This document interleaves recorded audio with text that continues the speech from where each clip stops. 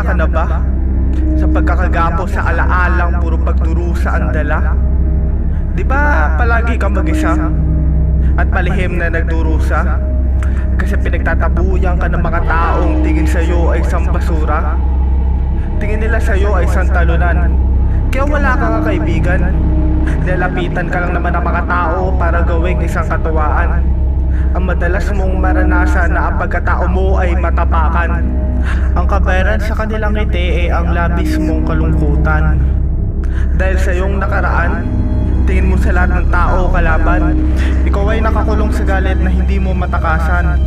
At para mailabas ang galit na namuo sa iyong puso at isipan, ay pinaparanas mo sa ibang tao ang pait na iyong naranasan. Di ba totoo? At yun hindi mo maitatanggi na kaya ka nakaapak na ibang tao para maiparamdam sa iyong sarili na sa baka nakapi sa'yo dati, ikaw ay nakaganti. Nagpapapekto ka sa emosyon na wala sa iyong magandang maitutulot. Nang dahil sa galit, ikaw ay naging katulad na makahalimaw sa iyong bangungot. Nagpapapekto tayo sa emosyon dahil nalagay tayo sa sitwasyon na ayaw natin magmukhang mahina.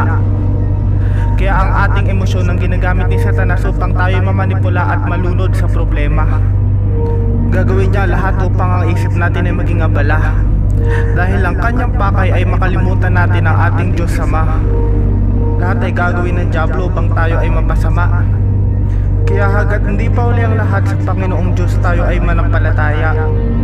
At kung nagdududa ka na may Diyos, meron akong isang malaking tanong. Na kung wala talagang Diyos, bakit sa isip mo merong demonyong bumubulong?